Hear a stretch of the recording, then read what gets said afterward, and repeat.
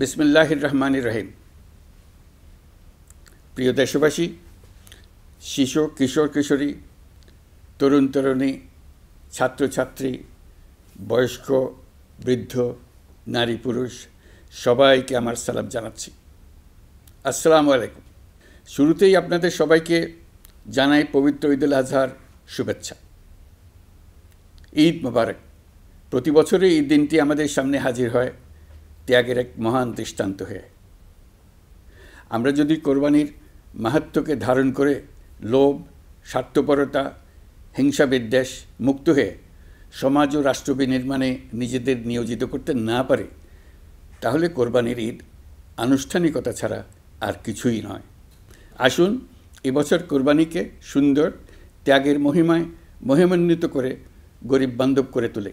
প্রিয় দেশবাসী, কোরবানির পশুর চামড়া থেকে অর্জিত আয়ে আমার আপনার দরিদ্র আত্মীয় পরিজন, প্রান্তিক জনগোষ্ঠী ও দেশের লক্ষ লক্ষ মাদ্রাসা শিক্ষার্থী উপকৃত হয়।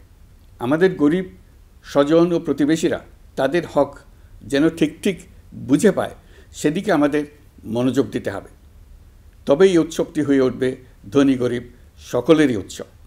পশুর চামড়ার ন্যায্য মূল্য নির্ধারণ, বর্জ্য ব্যবস্থাপনা সহ সার্বিক বিষয়ে সুষ্ঠু ব্যবস্থাপনা নিশ্চিত করতে সরকারের একটি উচ্চ পর্যায়ের কমিটি কাজ করছে। একটি কন্ট্রোল রুমও খোলা হয়েছে। কোরবানির চামড়া সংক্রান্ত যে কোনো সমস্যা, অভিযোগ ও পরামর্শ এই হটলাইনের নম্বরে ফোন করে নেওয়া যাবে। আমরা এই বছর কোরবানির পশুর চামড়া সংরক্ষণে 30,000 টন লবণ বিনামূল্যে সরবরাহ করেছি। কোরবানির ঈদে আরও একটি গুরুত্বপূর্ণ বিষয় হলো পরিষ্কার পরিচ্ছন্নতা। আমি দেশবাসীর প্রতি আকুল আহ্বান জানাই, আপনারা সকলে পরিবেশ পরিচ্ছন্ন রাখতে সমবেতভাবে এগিয়ে আসবেন। বিশেষ করে তরুণ তরুণীদেরকে এই বিষয়ে দৃষ্টি আকর্ষণ করছি। এবছর যারা হজব্রত পালন করছেন তাদের প্রত্যেককে জানাচ্ছি আন্তরিক শুভেচ্ছা ও অভিনন্দন। মহান রব্বুল আলমিনের অশেষ মেহেরবানিতে, আপনাদের দোয়ায় এবং সংশ্লিষ্ট সবার সর্বোচ্চ আন্তরিকতা ও পেশাদারিত্বের ফলে এবছর আমাদের হজ ব্যবস্থাপনায় সাফল্য এসছে। প্রথমবারের মতো সরকারি ব্যবস্থাপনায় লাব্বায়েক অ্যাপের মাধ্যমে হজের সার্বিক ব্যবস্থাপনা ও সেবা নিশ্চিত করা হচ্ছে। এখন পর্যন্ত হজ ব্যবস্থাপনায় কোনো অনিয়মের খবর আসেনি। টাকা দিয়েও হজে যেতে না পারার যন্ত্রণা কাউকে কাঁদতে হয়নি। হজ ক্যাম্প কিংবা বিমানবন্দরে কোনো হাজিকে প্রতিবাদ বিক্ষোভ করতে হয়নি। প্রথমবারের মতো সরকারি টাকায় কাউকে হজে পাঠানো হয়নি। প্রিয় দেশবাসী, ঈদুল ফিতরের অভিজ্ঞতাকে কাজে লাগিয়ে দীর্ঘমেয়াদে বাজারের জিনিসপত্রের দাম স্থিতিশীল রাখতে আমরা তৎপর হয়েছি। এবার কোরবানির ঈদেও কোনো জিনিসের দাম যাতে আকস্মিকভাবে বেড়ে না যায়, সেদিকে আমরা সর্বোচ্চ নজর দিয়েছি। ফলে এবার আলু, পেঁয়াজ, ডিম, চিনি, শাকসবজি, তরিতরকারি ও মশলাসহ অধিকাংশ পণ্যের দাম গত বছরের তুলনায় কমেছে। আমরা সার্বিক বাজার ব্যবস্থাকে দুর্বৃত্তদের চক্র থেকে বের করে এনে বাজারে একটা প্রতিযোগিতামূলক পরিবেশ তৈরি করতে পেরেছি। জনগণকে ন্যায্য মূল্যে নিত্য প্রয়োজনীয় জিনিস পৌঁছে দিতে সরকারের সব রকমের চেষ্টা অব্যাহত আছে। পাশাপাশি এই কোরবানির ঈদেও দেশবাসী যাতে নির্বিঘ্নে নিজেদের দেশের বাড়িতে যাতায়াত করতে পারেন, সেজন্য সরকার সর্বোচ্চ ব্যবস্থা নিয়েছে। আইনশৃঙ্খলা বাহিনীর সদস্যরা মানুষের জানমালের নিরাপত্তায় সজাগ রয়েছেন। ঈদের ছুটির মধ্যেও বিপুল সংখ্যক কর্মকর্তা কর্মচারী এবং পুলিশ ও সেনাবাহিনীর সদস্যরা অক্লান্ত পরিশ্রম করছেন। আমি তাদের প্রতি আন্তরিক কৃতজ্ঞতা জানাচ্ছি। শুধু ঈদের সময় নয়, আগামী দিনে কখনোই বাস, রেল ও বিমান যাত্রায় কোনো ধরনের অনিয়ম যাতে না হয়, সেজন্য সরকার একটি কেন্দ্রীয় অনলাইন টিকেটিং প্ল্যাটফর্ম করতে যাচ্ছে, যেখানে এই একই প্ল্যাটফর্ম থেকেই যাত্রীরা খুব সহজেই বাস, ট্রেন ও ফ্লাইটের টিকিট ক্রয় করতে পারবেন। একই রকমভাবে সব ধরনের সরকারি সেবা যাতে জনগণের দোরগোড়ায় পৌঁছে যায়, সেজন্য নাগরিক সেবা বাংলাদেশ এই নামে একটি সেন্টার পরিচালিত হচ্ছে। দেশের সর্বত্র শহরে, হাটে বাজারে তরুণ তরুণীদের মাধ্যমে বেসরকারি ব্যবস্থাপনায় সার্ভিস সেন্টার স্থাপনের কাজ শুরু করেছে। এটি ঢাকা শহরে কয়েকটি সেবাকেন্দ্রের মাধ্যমে শুরু হয়েছে।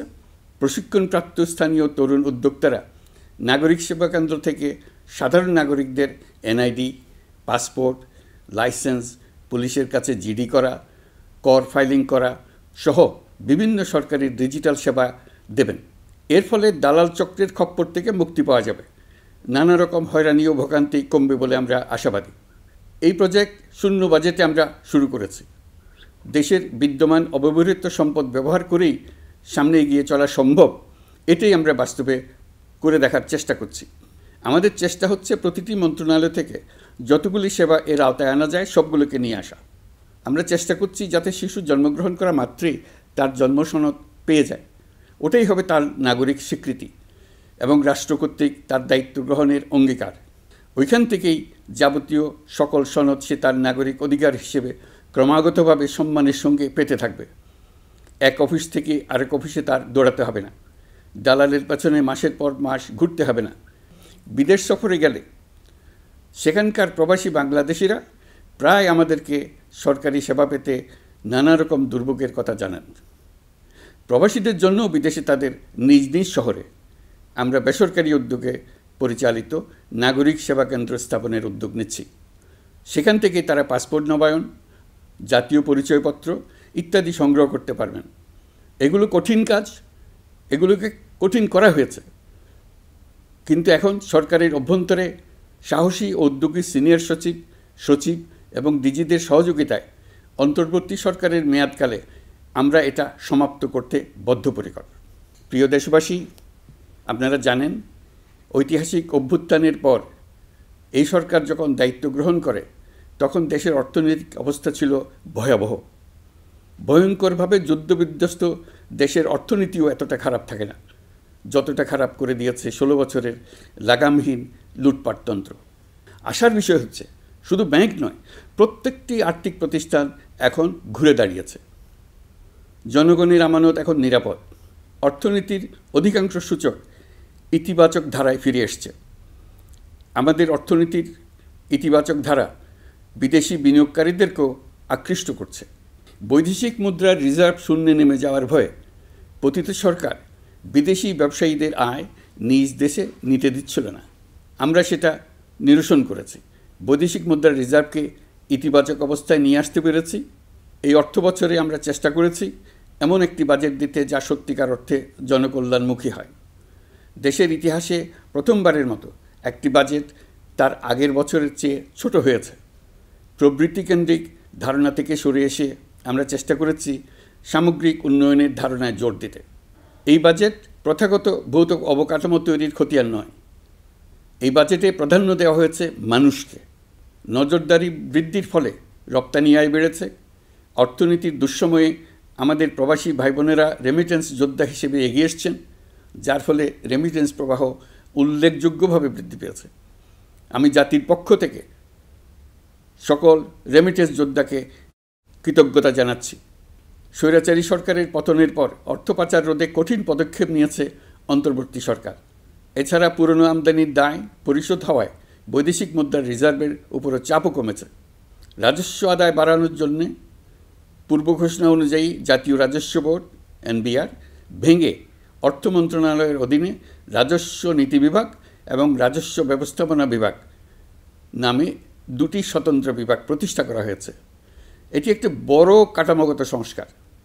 এই সিদ্ধান্তের ফলে বিশাল আকারের দুর্নীতি কমবে, রাজস্ব ব্যবস্থার দক্ষতা বাড়বে, স্বার্থের দ্বন্দ্ব কমবে এবং রাজস্ব আহরণের আওতা সম্প্রসারিত হবে। অর্থনীতি সহ বিগত মাসগুলোতে সরকারের প্রত্যেকটি মন্ত্রণালয় ছোট বড় বহু সংস্কারের উদ্যোগ নিয়েছে।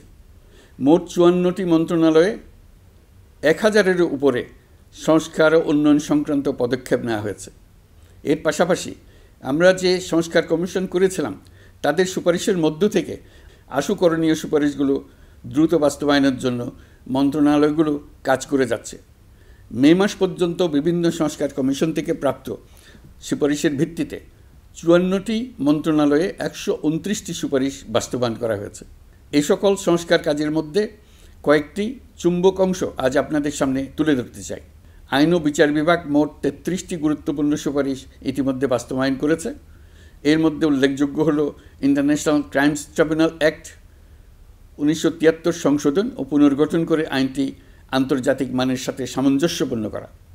বিচার বিভাগীয় সংস্কার কমিশনের প্রস্তাব অনুযায়ী সুপ্রিম কোর্ট বিচারক নিয়োগ অধ্যাদেশ 2025 প্রণয়ন ও জারি করা হয়েছে। এর অধীনে প্রথমবারের মতো বাংলাদেশের ইতিহাসে গণবিজ্ঞপ্তির মাধ্যমে সুপ্রিম কোর্টে বিচারক নিয়োগের সুযোগ তৈরি হয়েছে। দেওয়ানি কার্যবিধির সংশোধন করা হয়েছে, যার ফলে এখন বাদীকে আর দিনের পর দিন সশরীরে আদালতে যেতে হবে না। এক একটি দেওয়ানি মামলা নিষ্পত্তি হতে আগে যত সময় লাগত, এই সংশোধনীর ফলে সময়সীমা অর্ধেকে কমিয়ে আনা সম্ভব হবে বলে আমরা মনে করছি।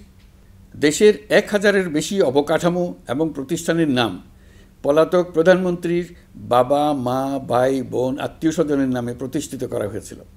তার মধ্যে ছিল সেনানিবাস, বিমানঘাঁটি, নৌবাহিনীর জাহাজ, মেগা সেতু, সড়ক, স্থাপনা, স্কুল, কলেজ, বিশ্ববিদ্যালয়, হাসপাতাল, গবেষণা কেন্দ্র, আরও বহু কিছু। এগুলোর সব নাম পরিবর্তন করা হয়েছে। নারী ও শিশু নির্যাতন দমন আইন সংশোধন করা হয়েছে। প্রবাসী ভাই বোনদের অনেক দিনের দাবির পরিপ্রেক্ষিতে পাওয়ার অফ অ্যাটর্নি বিধিমালা সংশোধন করা হয়েছে। এখন পুরনো পাসপোর্টে নো ভিসা রিকোয়ার্ড স্টিকার থাকলে কিংবা জন্মসনদ থাকলে বিদেশ থেকে পাওয়ার অফ অ্যাটর্নি সম্পাদন করতে পারবে। আগামী 2 মাসের মধ্যে আইনগত সহায়তা কার্যক্রম ব্যাপকভাবে বিস্তার করা হবে। বছরে এখন গড়ে 35,000 মামলা নিষ্পত্তি হয়। আমাদের লক্ষ্য এটিকে 2 লক্ষ মামলায় উন্নতি করা। মামলা দায়েরের 48 ঘন্টার মধ্যেই যাদের বিরুদ্ধে মামলার কোনো ভিত্তি নেই তাদের বাদ দেওয়ার ব্যবস্থা করা হচ্ছে। আমরা সর্বোচ্চ চেষ্টা করেছি দেশের মানুষকে লুটপাটতন্ত্র থেকে বের করে আনতে। আপনারা জানেন, বিগত 16 বছরে উন্নয়নের নামে মেগা প্রকল্প নিয়ে কী পরিমাণ লুটপাট হয়েছে। মেগা প্রকল্পগুলো যেন হয়ে উঠেছিল মেগা ডাকাতির প্রকল্প।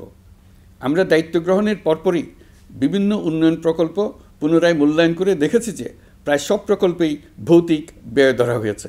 শুধুমাত্র সড়ক পরিবহন ও মহাসড়ক বিভাগ, সেতু বিভাগ, রেল মন্ত্রণালয়, বিদ্যুৎ বিভাগ, জ্বালানি ও খনিজ সম্পদ বিভাগ, এই 5টি বিভাগে ব্যয় সংকোচ করা হয়েছে 46,308 কোটি টাকা। এই টাকা দিয়ে জ্বালানি খাতে সমস্ত বকেয়া মিটিয়ে দিয়ে বকেয়ার পরিমাণ শূন্যে নামিয়ে আনা হয়েছে। বৈদেশিক ঋণ পরিশোধ করে সব ধরনের ঋণের ফাঁদ থেকে বেরিয়ে আসা আমাদের অগ্রাধিকার। দেশে বিনিয়োগ বাড়ানো ও নতুন কর্মসংস্থান তৈরিতে আমাদের গুরুত্ব দিতেই হবে। তা না হলে এদেশকে আমরা যে স্থানে নিয়ে যেতে চাই সেখানে নিয়ে যাওয়া সম্ভব হবে না। বিনিয়োগ ও কর্মসংস্থানের ব্যাপারে রাজনৈতিক দল ও জনগণ আমাদের সর্বাত্মক সমর্থন করছেন। সকলের মধ্যে ব্যাপক আগ্রহ, কৌতূহল আমাদের অনুপ্রেরণা যোগাচ্ছে। সংশ্লিষ্টদের সঙ্গে আলোচনা করে বিনিয়োগ পরিবেশ উন্নত করতে 30টি মূল সংস্কার কাজকে অগ্রাধিকার দেওয়া হয়েছে এবং ইতিমধ্যে 18টি সুপারিশ বাস্তবায়ন করা হয়েছে। বিনিয়োগ বান্ধব পরিবেশ গড়ে তুলতে এবং দেশি বিদেশি শিল্প প্রতিষ্ঠানের মধ্যে সংযোগ সৃষ্টি করতে আমরা সর্বোচ্চ চেষ্টা করে যাচ্ছি। গত অক্টোবর হতে মার্চ পর্যন্ত নেট বিদেশি বিনিয়োগ এসছে মোট 756 মিলিয়ন মার্কিন ডলার, অর্থাৎ প্রায় 9,247 কোটি টাকা। বাংলাদেশ ইনভেস্টমেন্ট সামিট 2025-এ নির্দিষ্ট খাতভিত্তিক সেশনের মাধ্যমে ব্যবসায়ী চেম্বার, ব্যাংক ও বেসরকারি খাতের অন্যান্য অংশীদারদের মধ্যে আলোচনা হয়েছে। ইনভেস্টমেন্ট সামিটে বিদেশি বিনিয়োগকারীরা ও রাজনৈতিক দলগুলোর মধ্যেও আলোচনার জন্য আলাদা ব্যবস্থা রাখা হয়েছিল, যাতে করে পরবর্তীতে যে দলই ক্ষমতায় আসুক না কেন তারা যেন বিনিয়োগ বান্ধব বাংলাদেশ গড়তে নিজেদের প্রতিশ্রুতির কথা জানাতে পারেন। সম্প্রতি চীনের বাণিজ্যমন্ত্রী চীনের 100টি কোম্পানির প্রায় 150 বিনিয়োগকারী ও ব্যবসায়ী নিয়ে বাংলাদেশে এসছেন। আমরা আশা করছি খুব দ্রুতই বড় আকারের বিদেশি বিনিয়োগ দেখতে পাব। সম্প্রতি আমি চীন, কাতার, জাপান সহ কয়েকটি দেশ সফর করেছি। এসব সফরেও বিভিন্ন বৈঠকে বাংলাদেশের অর্থনৈতিক সম্ভাবনা অগ্রগতির কথা তুলে ধরেছি। দ্বিপাক্ষিক বাণিজ্য বিনিয়োগের বিষয়ে ফলপ্রসূ আলোচনা হয়েছে। আরও বেশি সংখ্যক বাংলাদেশি যাতে বিদেশে কর্মসংস্থানের সুযোগ পায় সে চেষ্টা করেছি। বাংলাদেশে কাতারি বিনিয়োগকারীদের জন্য একটি বিশেষ অর্থনৈতিক অঞ্চল গড়ে তোলার বিষয়ে আমাদের মধ্যে আলোচনা হয়েছে। বাংলাদেশের লাখো লাখো ছেলেমেয়েরা মাদ্রাসায় পড়াশোনা করে, তাদের জন্য প্রযুক্তি শিক্ষা ও বিদেশি ভাষা শিক্ষা চালু করতে আমরা কাতার চ্যারিটির সাহায্য চেয়েছি। গত মাসে আমি জাপান সফরে গিয়েছিলাম। এই সফরে জাপানের প্রধানমন্ত্রী বাংলাদেশকে বাজেট সহায়তা ও রেলপথ উন্নয়নের জন্য $1 বিলিয়ন মার্কিন ডলারের ঋণ ঘোষণা করেছেন।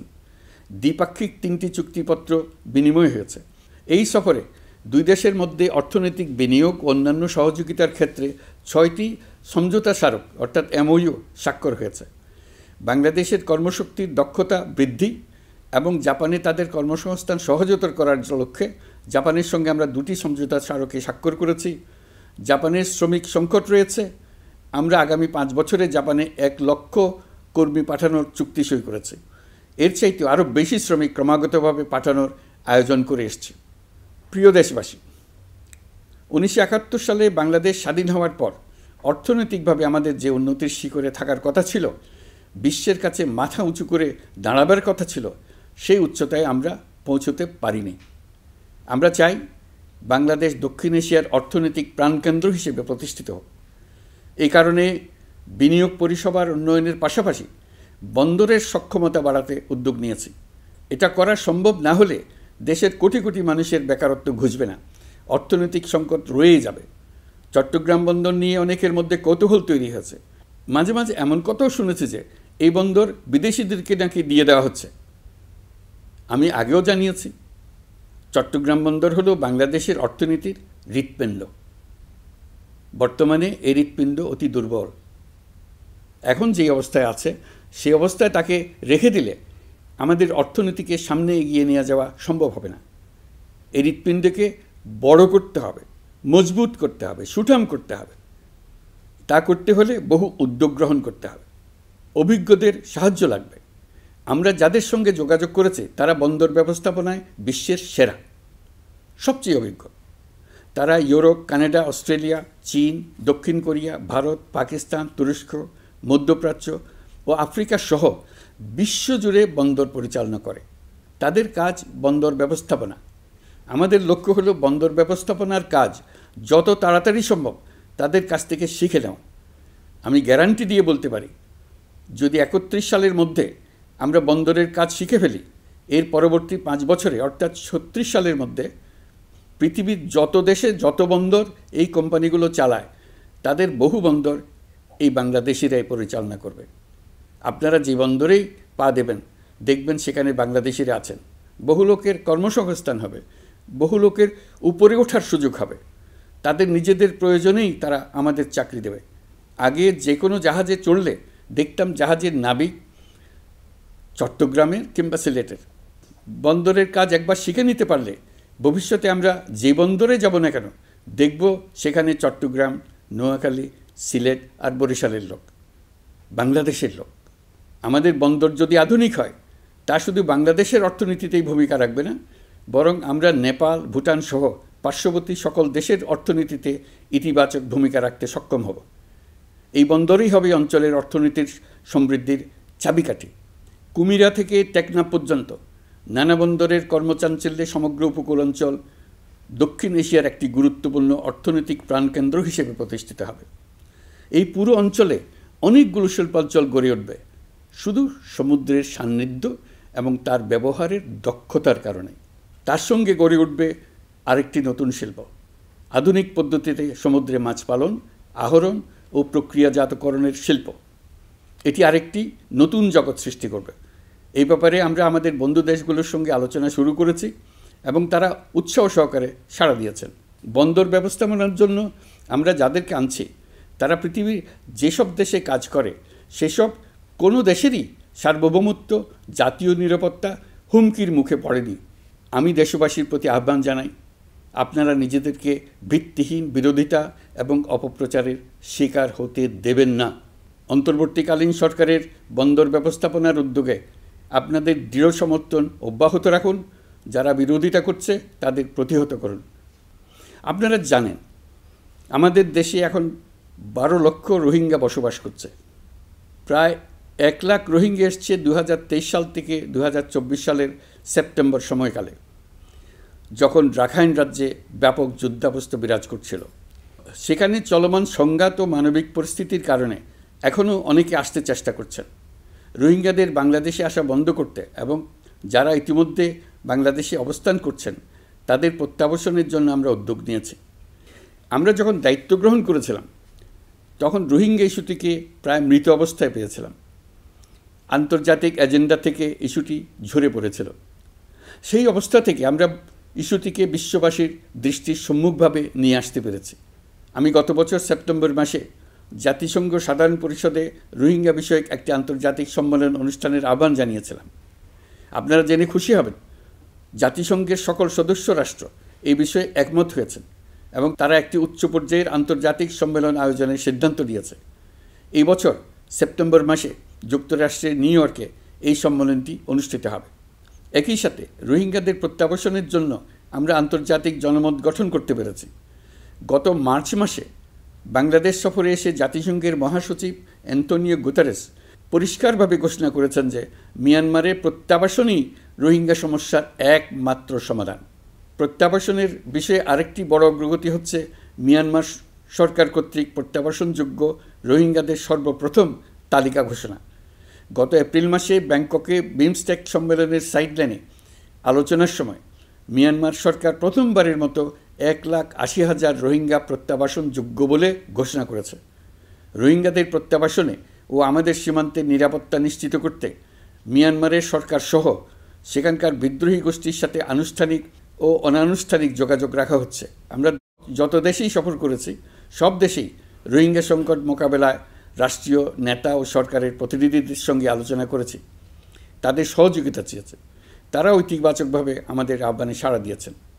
জাতিসংঘের মহাসচিব গত মার্চ মাসে ঢাকা সফরকালে রাখাইন রাজ্যে মানবিক বিপর্যয়ের মোকাবেলার জন্য একটি ত্রাণ চ্যানেলের প্রস্তাব করেছিলেন। তিনি বলেছিলেন এই প্রস্তাবটি রোহিঙ্গাদের প্রত্যাবাসনে সহায়ক হবে। বিষয়টি প্রস্তাব পর্যায়ে রয়ে গেছে। আমরা লক্ষ্য করেছি রাখাইনের জন্য বাংলাদেশ করিডোর দিয়ে দিয়েছে বলে একটা অপপ্রচার চালানো হচ্ছে। আমি সুস্পষ্টভাবে বলছি, এটা সর্বৈব মিথ্যা। এটা চিলে কান নিয়ে যাওয়ার গল্প।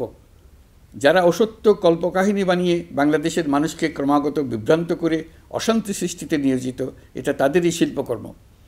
আপনারা এই বিষয়ে হুঁশিয়ার থাকবেন, কোনোভাবেই বিভ্রান্ত হবেন না। এসব অপপ্রচার সত্ত্বেও আমরা লক্ষ্যচ্যুত হব না। এই জটিল সমস্যাটি সমাধানে আমাদের কাজ চালিয়ে যাব। প্রিয় দেশবাসী, আগামী মাসে জুলাই গণ অভ্যুত্থানের বছর পূর্ণ হবে। যাদের আত্মত্যাগের কারণে এই অভ্যুত্থান সম্ভব হলো, আমরা তাদেরকে এবং তাদের পরিবারকে প্রতি মুহূর্তে আমাদের দৃষ্টিতে রেখেছি। তাদের জন্য নানা কর্মসূচি আমরা বাস্তবায়ন করে চলেছি। এখন পর্যন্ত 834টি শহীদ পরিবারের মধ্যে 630টি শহীদ পরিবারকে 10 লক্ষ টাকা করে 63 কোটি টাকার সঞ্চয়পত্রের জন্য ব্যাংক চেক দেওয়া হয়েছে। অবশিষ্ট যারা আছেন তাদের ওয়ারিশ নির্ধারণ সংক্রান্ত বিষয়গুলি নিষ্পত্তি সাপেক্ষে সঞ্চয়পত্র দেওয়া হবে। এর পাশাপাশি গণ অভ্যুত্থানে আহত প্রায় 12,500 জনকে 106 কোটি টাকা দেওয়া হয়েছে। গণ অভ্যুত্থানে আহতদের মধ্যে সরকারি বেসরকারি বিভিন্ন হাসপাতালে এই পর্যন্ত 15,393 জন চিকিৎসা গ্রহণ করেছেন। স্বাস্থ্যসেবা বিভাগের মাধ্যমে 40 জন আর মুক্তিযুদ্ধ বিষয়ক মন্ত্রণালয়ের মাধ্যমে 11 জনকে উন্নত চিকিৎসার জন্য সিঙ্গাপুর, থাইল্যান্ড ও রাশিয়া পাঠানো হয়েছে। তাদের চিকিৎসা বাবদ এই পর্যন্ত সরকার 61 কোটি টাকা ব্যয় করেছে এবং এই ব্যয় অব্যাহত আছে। আরও 28 জন জুলাই যোদ্ধাকে উন্নত চিকিৎসার জন্য সিঙ্গাপুর, থাইল্যান্ড ও তুরস্কে পাঠানোর প্রক্রিয়া চলছে। এখন পর্যন্ত বিভিন্ন হাসপাতালে চিকিৎসাধীনদের যুক্তরাজ্য, যুক্তরাষ্ট্র, ফ্রান্স, সিঙ্গাপুর, থাইল্যান্ড, চীন, মালয়েশিয়া ও নেপাল থেকে 26 জন বিশেষজ্ঞ চিকিৎসক এসে বিনামূল্যে চিকিৎসা দিয়েছেন। এই চিকিৎসকবৃন্দ শুধু যাতায়াত খরচ গ্রহণ করেছেন, এর বেশি কিছু তারা গ্রহণ করতে চান নাই। আমরা তাদের প্রতি কৃতজ্ঞ। এই পর্যন্ত শহীদ পরিবারগুলোকে সঞ্চয়পত্র প্রদান, আহত ব্যক্তিদের চিকিৎসা ও চেক প্রদান বাবদ সরকার মোট 285 কোটি টাকা ব্যয় করেছে। প্রিয় দেশবাসী, আমি শুরু থেকেই বলেছি, পতিত স্বৈরাচার বাংলাদেশকে যেভাবে ধ্বংসস্তূপ বানিয়েছে, সেখান থেকে নতুন করে যাত্রা শুরু করতে হলে ন্যূনতম 3টি আবশ্যিক কাজ সম্পন্ন করতে হবে। প্রথমত, বিচার ও জবাবদিহিতা প্রতিষ্ঠার উদ্যোগ দৃশ্যমান করে তোলা। দ্বিতীয়ত, রাষ্ট্রের গণতান্ত্রিক পুনর্গঠন ও প্রাতিষ্ঠানিক কাঠামোর সংস্কার সাধনে প্রয়োজনীয় ঐক্যমত ও পথনকশা তৈরি করা। তৃতীয়ত, একটি অবাধ, সুষ্ঠু ও শান্তিপূর্ণ নির্বাচন আয়োজন করে ক্ষমতা হস্তান্তরের গণতান্ত্রিক প্রক্রিয়া সম্পন্ন করা। এই লক্ষ্যে ধ্বংসপ্রাপ্ত নির্বাচন ব্যবস্থাকে স্থায়ীভাবে সংস্কার করা। এই 3টি ম্যান্ডেট হচ্ছে দেশবাসীর সাথে আমাদের চুক্তি।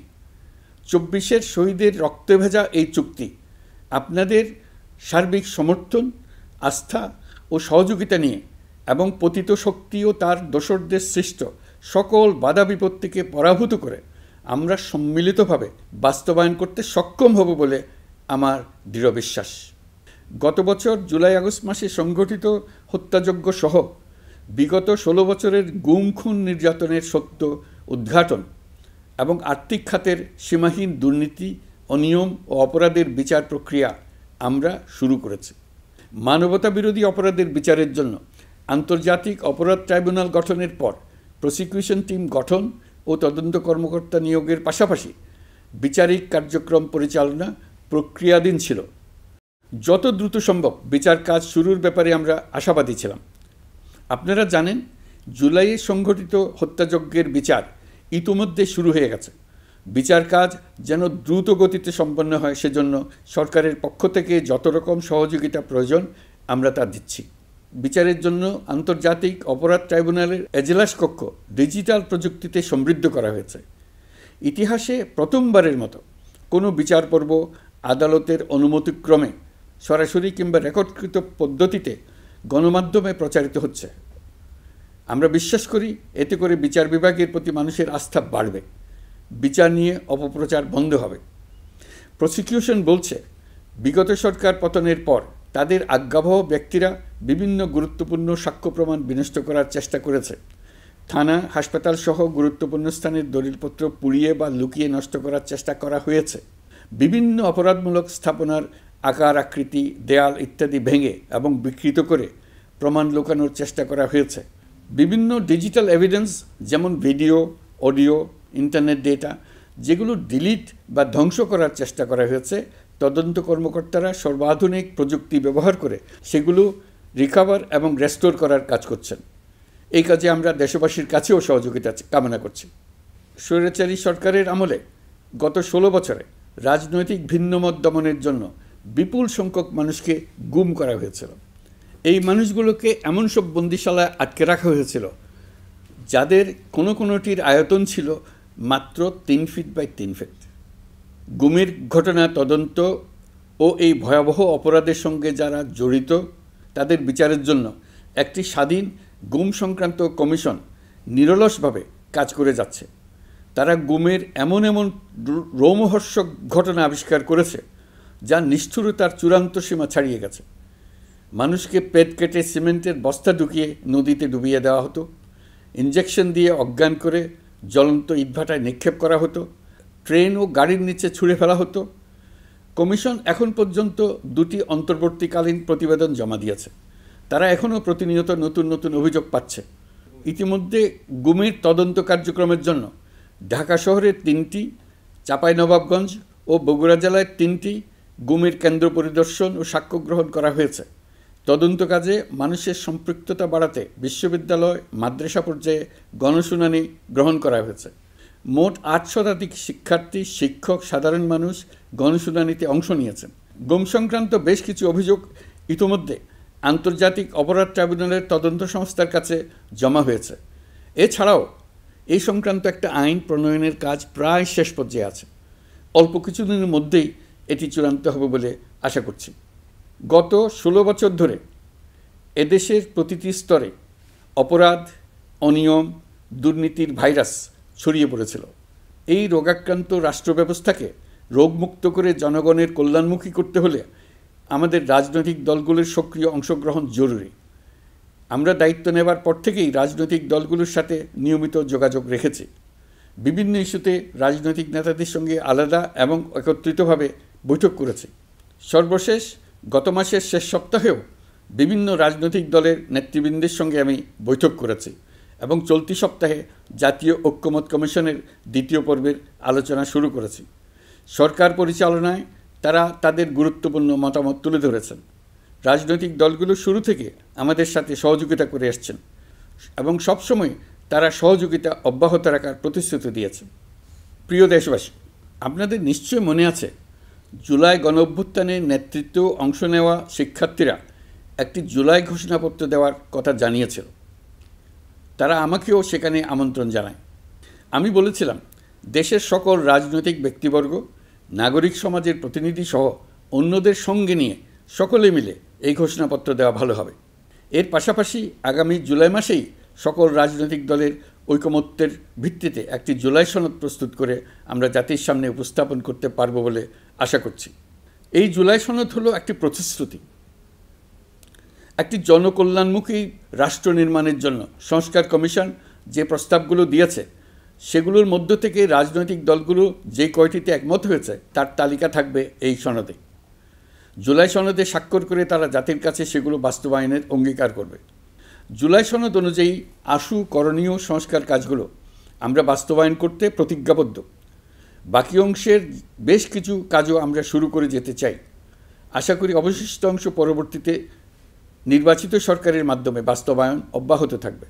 প্রাতিষ্ঠানিক সংস্কারের দৃঢ় প্রতিশ্রুতি বাস্তবায়নে আমাদেরকে দৃঢ়ভাবে এবং ঐক্যবদ্ধভাবে এগিয়ে যেতে হবে। এর কোনো বিকল্প নেই। এর বাস্তবায়নের মাধ্যমে পুরো বিশ্বের কাছে দেশের নতুন ঐক্যবদ্ধ ভাবমূর্তি তুলে ধরা যাবে।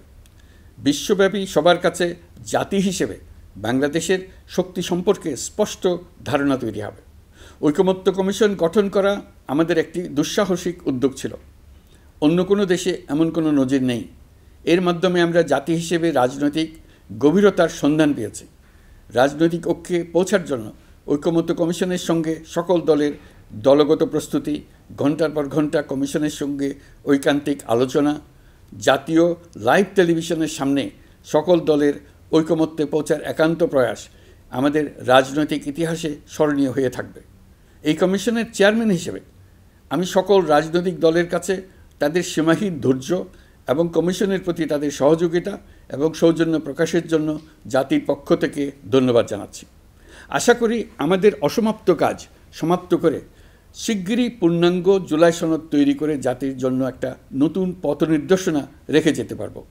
এই কমিশনের অভিজ্ঞতার মাধ্যমে দেশের যে নতুন রাজনৈতিক সংস্কৃতি গড়ে ওঠার সম্ভাবনা দেখা দিয়েছে, আগামী নির্বাচনের মাধ্যমে যদি সেটা বিকাশমানভাবে স্থায়ী রূপ দিতে পারে তাহলে আমরা ভবিষ্যতের সকল রাজনৈতিক সংকট মোকাবেলা করতে সক্ষম হব।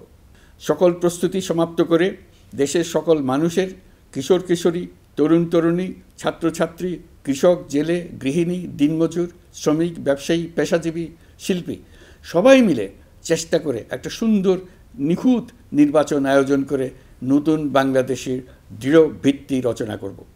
প্রিয় দেশবাসী, আমি জানি আগামী জাতীয় নির্বাচন কখন হবে সে বিষয়ে সিদ্ধান্ত জানার জন্য রাজনৈতিক দল ও জনগণের মধ্যে বিপুল আগ্রহ রয়েছে। আমি বারবার বলেছি এই নির্বাচন ডিসেম্বর থেকে আগামী বছরের জুনের মধ্যে অনুষ্ঠিত হবে। এই সময়ের মধ্যে দেশের নির্বাচন উপযোগী পরিবেশ সৃষ্টির জন্য যা যা করা দরকার সরকার তাই করছে। এখানে মনে রাখা জরুরি, বাংলাদেশ স্বাধীনতার পর থেকে যতবার গভীর সংকটে নিমজ্জিত হয়েছে তার সবগুলোরই প্রধান কারণ ছিল ত্রুটিপূর্ণ নির্বাচন। ত্রুটিপূর্ণ নির্বাচন প্রক্রিয়ায় বারবার ক্ষমতা কক্ষিগত করার মধ্য দিয়ে একটি রাজনৈতিক দল বর্বর ফ্যাসিস্টে পরিণত হয়েছিল। এই ধরনের নির্বাচন যারা আয়োজন করে তারা জাতির কাছে অপরাধী হিসেবে চিহ্নিত হয়ে যায়। এমন নির্বাচনের মধ্য দিয়ে যে দল ক্ষমতায় আসে তারাও জনগণের কাছে ঘৃণিত হয়ে থাকে। এই সরকারের একটি বড় দায়িত্ব হলো একটি পরিচ্ছন্ন, উৎসবমুখর, শান্তিপূর্ণ, বিপুলভাবে অংশগ্রহণের পরিবেশে একটি নির্বাচন অনুষ্ঠান করা, এমন একটি নির্বাচন আয়োজন করা যাতে করে দেশ ভবিষ্যতে নতুন সংকটে না পড়ে। এই জন্য সবচেয়ে বেশি গুরুত্বপূর্ণ হলো প্রাতিষ্ঠানিক সংস্কার। যেই প্রতিষ্ঠানগুলো নির্বাচনের সঙ্গে সরাসরি জড়িত সেগুলোতে যদি সুশাসন নিশ্চিত করা না যায় তাহলে ছাত্র জনতার সকল আত্মত্যাগ বিফলে যাবে। সংস্কার, বিচার, নির্বাচন এই তিনটি ম্যান্ডেটের ভিত্তিতে আমরা দায়িত্ব গ্রহণ করেছিলাম। সেই বিবেচনায় আগামী রোজার ঈদের মধ্যে সংস্কার ও বিচারের বিষয়ে আমরা একটি গ্রহণযোগ্য জায়গায় পৌঁছতে পারব বলে বিশ্বাস করি। বিশেষ করে মানবতাবিরোধী অপরাধের বিচার, যা কিনা জুলাই গণ অভ্যুত্থানের শহীদদের প্রতি আমাদের সম্মিলিত দায়, সেই বিষয়ে আমরা দৃশ্যমান অগ্রগতি দেখতে পারব। এতে আমাদের উপর আপনাদের অর্পিত ম্যান্ডেট ন্যূনতম হলেও বাস্তবায়ন করে যেতে পারব। সেই বিবেচনায় ও ইতিহাসে সবচেয়ে অবাধ, সুষ্ঠু, প্রতিদ্বন্দ্বিতামূলক ও গ্রহণযোগ্য নির্বাচন আয়োজনের জন্য সকল পক্ষের সঙ্গে আমরা আলোচনা করেছি। পাশাপাশি বিচার, সংস্কার ও নির্বাচন সংক্রান্ত চলমান সংস্কার কার্যক্রম পর্যালোচনা করে আমি আজ দেশবাসীর কাছে ঘোষণা করছি যে আগামী জাতীয় নির্বাচন 2026 সালের এপ্রিলের প্রথমার্ধের যে কোনো একটি দিনে অনুষ্ঠিত হবে। এই ঘোষণার ভিত্তিতে নির্বাচন কমিশন উপযুক্ত সময়ে আপনাদের কাছে নির্বাচনের বিস্তারিত রোডম্যাপ প্রদান করবে। আমরা এমন নির্বাচন চাই যা দেখে অভ্যুত্থানের শহীদদের আত্মা তৃপ্তি পাবে, তাদের আত্মা শান্তি পাবে। আমরা চাই আগামী নির্বাচনে সবচেয়ে বেশি ভোটার, সবচেয়ে বেশি প্রার্থী ও দল অংশ নেক। এটা সবচেয়ে অবাধ, সুষ্ঠু ও নিরপেক্ষ নির্বাচন হিসেবে জাতির কাছে স্মরণীয় হয়ে থাকুক। 1.5 যুগ পরে দেশে সত্যিকারের একটি জনপ্রতিনিধিত্বশীল সংসদ গঠিত হবে। বিপুল তরুণ গোষ্ঠী এবার জীবনে প্রথম ভোট দেওয়ার সুযোগ পাবে। এসব লক্ষ্যে প্রয়োজনীয় সকল পদক্ষেপ নেওয়ার জন্য আমরা জাতির কাছে অঙ্গীকারবদ্ধ। আমি দেশবাসীর প্রতি আহ্বান জানাই, আপনারা সকল রাজনৈতিক দল এবং আপনাদের এলাকার প্রার্থীদের কাছ থেকে সুনির্দিষ্ট অঙ্গীকার আদায় করে নেবেন, যেন আগামী সংসদের প্রথম অধিবেশনেই যেসব সংস্কারের প্রশ্নে ঐকমত্য অর্জিত হয়েছে তা কোনো প্রকার কাটাছেঁড়া ছাড়াই যেন তারা অনুমোদন করেন। আপনারা ওয়াদা আদায় করে নেবেন যে তারা বাংলাদেশের স্বাধীনতা, সার্বভৌমত্ব, আঞ্চলিক অখণ্ডতা এবং জাতীয় মর্যাদার প্রশ্নে কখনো কোনো প্রকার আপোষ করবেন না এবং দেশের বাইরের কোনো শক্তির কাছে দেশের স্বার্থ বিকিয়ে দেবেন না।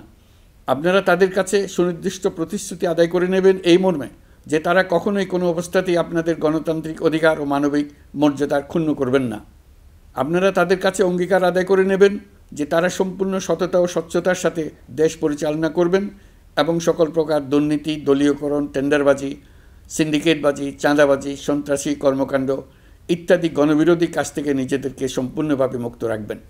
আমি আপনাদের আবারও স্মরণ করিয়ে দিতে চাই যে এবারের নির্বাচন শুধু শান্তিপূর্ণ নির্বাচন করার বিষয় নয়, এটা ছাত্র জনতার অভ্যুত্থানের আকাঙ্ক্ষা নতুন বাংলাদেশ গড়ার নির্বাচন। এই নির্বাচনে পরিচিত দলগুলিই থাকবে, তাদের পরিচিত মার্কাগুলিই থাকবে, কিন্তু ভোটারকে বের করে আনতে হবে যে এই মার্কার পেছনে আপনার কাছে ভোট প্রার্থীরা কে কতটুকু নতুন বাংলাদেশ গড়ার জন্য প্রস্তুত, কে কতটা প্রতিজ্ঞাবদ্ধ। আমরা যারা এই নির্বাচনে ভোটার হব তারা অত্যন্ত সৌভাগ্যবান এবং সৌভাগ্যবতী। আমরা একটা অনন্য ঐতিহাসিক ভূমিকা পালনের সুযোগ ও দায়িত্ব পাচ্ছি। আমরা জাতির নতুন যাত্রাপথ তৈরি করে দেওয়ার দায়িত্ব পাচ্ছি। আমরা নতুন রাজনৈতিক সংস্কৃতি সৃষ্টির মহান সুযোগটা পাচ্ছি। আমাদের সুচিন্তিত ভোটের মাধ্যমেই নতুন বাংলাদেশ নির্মিত হবে। শহীদদের রক্তদান সার্থক হবে। আশা করি বিষয়টা নিয়ে চিন্তাভাবনা করেই সবাই ভোট কেন্দ্রে যাব এবং দৃঢ়প্রত্যয়ে ভোট দেব। এখন থেকে ভাবনা চিন্তা শুরু করুন, আলোচনা শুরু করুন। এখন থেকে আপনাদের ভোটের গুরুত্বটা বুঝে নিন। আপনার এবারের ভোটের গুরুত্ব ঐতিহাসিক মানদণ্ডে দেখা হবে। প্রিয় দেশবাসী, আমাদের সবসময় মনে রাখতে হবে পতিত ফ্যাসিবাদ ও তার দেশি বিদেশি দোসররা নতুন বাংলাদেশ গড়ার সম্মিলিত প্রচেষ্টাকে পদে পদে বাধাগ্রস্ত করার চেষ্টা চালিয়ে যাচ্ছে। তারা নানামুখী অপপ্রচারে লিপ্ত।